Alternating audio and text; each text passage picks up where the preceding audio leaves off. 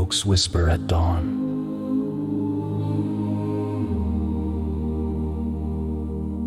Art, I prelude to shadows. The first breath of dawn whispered through the ancient forest, a tender caress upon the skin of the world.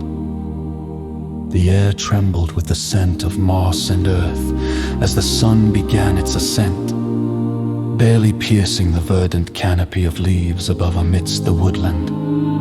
An oak, venerable and vast, had stood sentinel for centuries, roots entwined with the stories of those who had come before. Underneath its broad, sheltering boughs, a lone figure knelt, his robes woven with the subtle hues of the forest itself. This was Kale, a druid whose soul was as entwined with the land as the oak's own roots. His voice, low and sonorous, rose with the light, forming an ancient chant that called out to the spirits that lingered in the ether. The words were dressed in longing, a plea for protection, and as they spilled from his lips, they mingled with the morning mist. The air thrummed gently with unseen energy, and the leaves seemed to shiver in response, a dance to the rhythm of his heartfelt invocation. It was here, in this sacred grove, that Kyle sought solace and strength.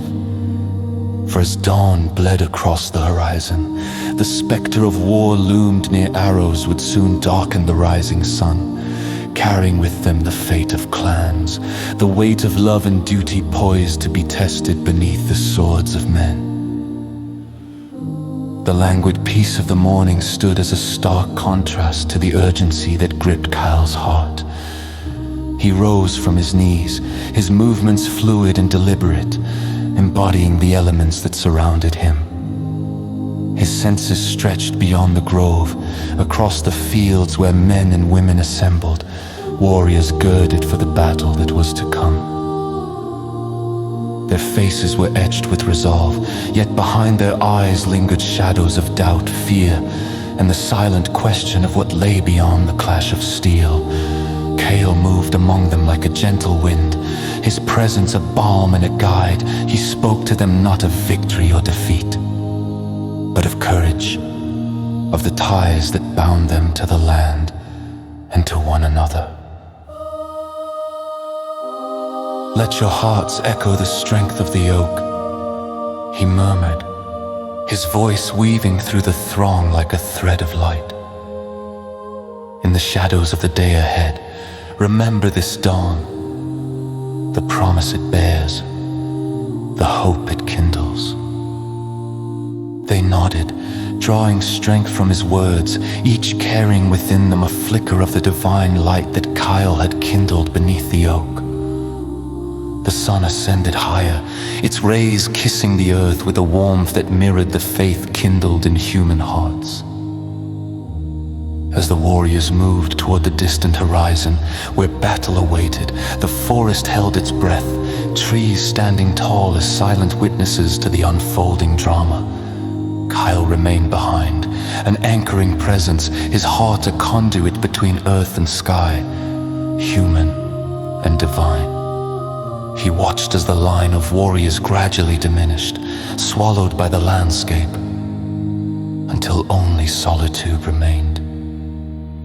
Yet he was not alone. The grove shimmered with life, a subtle symphony of the spirits he had summoned. The air vibrated with their presence, tangible yet unseen, like a soft melody half remembered from a dream. Kale's gaze lifted to the sky, where the sun had reached its zenith, a golden orb that banished shadows with its embrace. And with this illumination came a vision, a tapestry woven of what was and what might be, where love and duty intermingled, creating a strength that sword and shield alone could not muster. As the day wended toward dusk, the forest once again filled with sound, footsteps returning, laughter mingled with tears, a myriad of emotions painting the twilight with their hues. The battle had ended. The test endured. Some spirits had soared from their earthly confines, yet their love and duty lingered, etched into the fabric of the land itself. Cale stood among the rejoicing and the grieving, his heart swelling with humbling gratitude that his prayer beneath the oak had found its way into the souls of these men and women. His eyes, wise with the serenity of one who knows the cycles of life and death, found the light within each gaze that met his own. As stars began to punctuate the night sky, he returned to the oak, the ancient witness to all that had transpired. Once again Kyle knelt, his hands brushing the earth with reverence, his words no longer a plea, but a benediction, a song of thanks for the morning's promise fulfilled.